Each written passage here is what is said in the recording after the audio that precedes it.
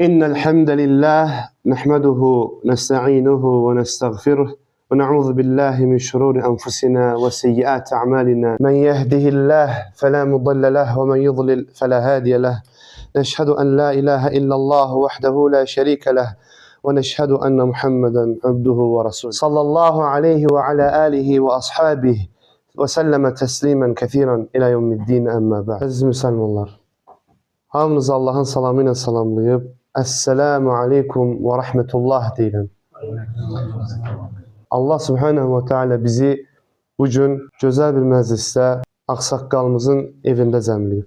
Ömər ibn Xattab radiyallahu anhu, Allah ondan razı olsun, sübh namazına cemaata birisinin gəlmədiyini gördüyü zaman hemen yerindən qalxıb adama baş çəkir.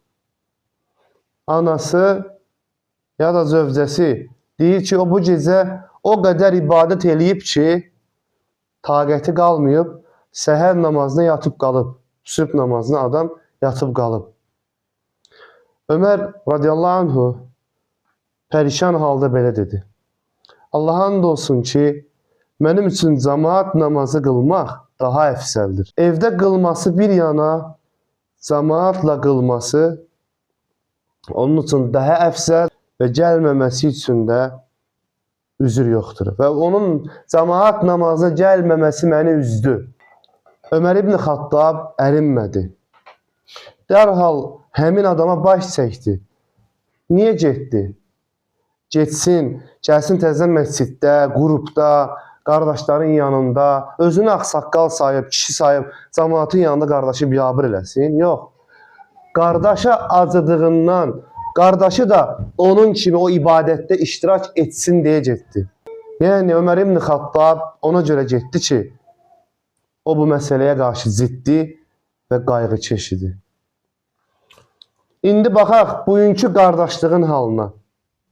İndi kim Ömər ibn Xattab kimi gəlib səni ya başqasını namazdan ötürü cemaata gəlmədiyini görüb səni cemaata çağırar və ya bunun səbəbini araşdırmaq istəyər? Falan kəs məclisdə yox idi. Mən gəlmişəm. Yox, elə yox. Sən o qardaşının qapısını açsın ki, bəlkə qardaşının ayaqqabısı yoxdur. Qardaşın bəlkə dünyasını dəyişib. Qardaşının bəlkə başına bir müsibət gəlib. Bəlkə maşın vurub. Bəlkə. Biri-birlərinə qarşı qardaşlığı mühacir və ənsarlar kimi etsəydilər, kaş indiki qardaşlar qardaş olmağın nə demək olduğunu haqqı ilə anlasaydılar. Anlamış olsaydılar ki, qardaşlıq bir bədən kimi olmaq deməkdir. Vallahi bu halların heç biri baş verməzdi. Münasibətlər zəifləyir.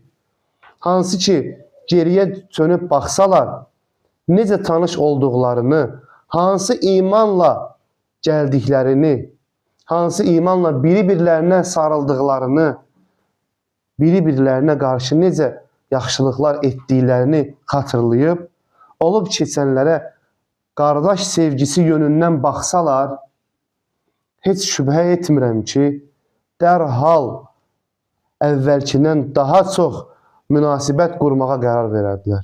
Rasulullah sallallahu aleyhi və səlləmin sözünə baxın. Ey insanlar, qardaş olun. Nə deməkdir bu? Bu haqda cild kitablar yazmaq olar. Bu sözün dəyərini bilmək üçün onu kimin söylədiyini bilmək və mahiyyətinə varmaq lazımdır.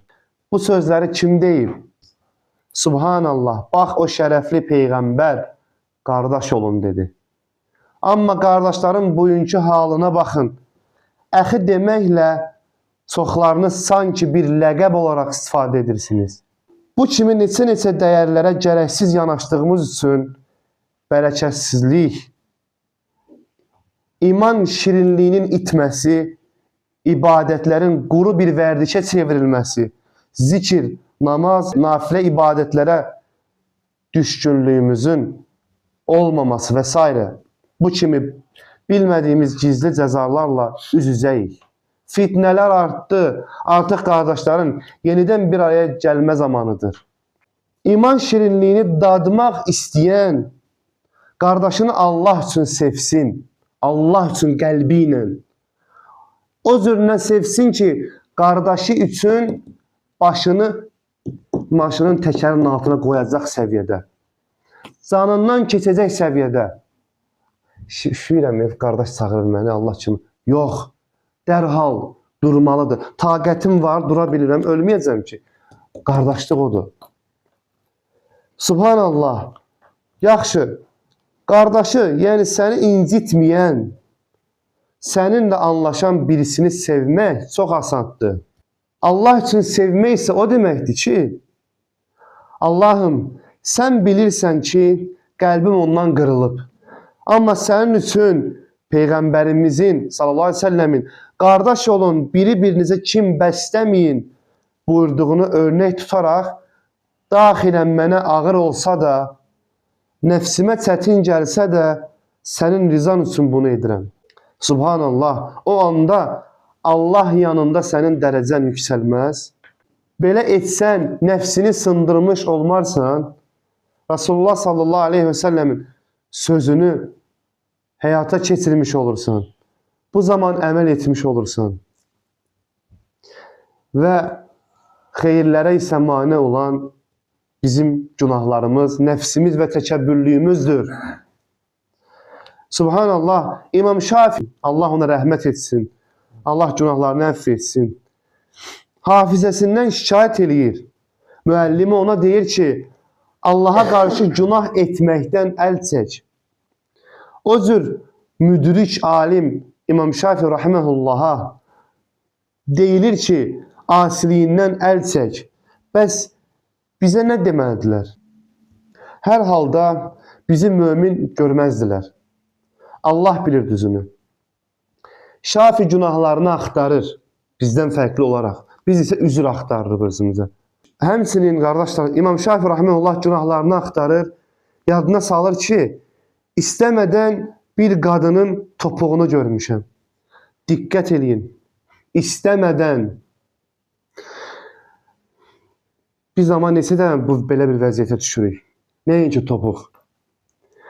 O qədər adiləşib ki, günah olduğunu qanmırıq və bizi narahat eləmir. Tövbə də etmək nəsibimiz olmur. Etdiyimiz əməlin günah olduğunu görə bilməmək özü bir bəladır. Bundan daima Allaha sığının.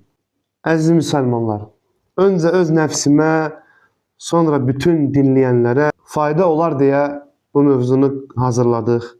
Əgər hələ də aramızda bu hallar yaşanırsa, elə ilk əvvəl özümüzdən başlayaraq, zərrə qədər də olsa, sülhə, barışa, doğru kiçicik bir addım ataq. Unutmayaq, təkəbbür qəlb xəstəliyindəndir.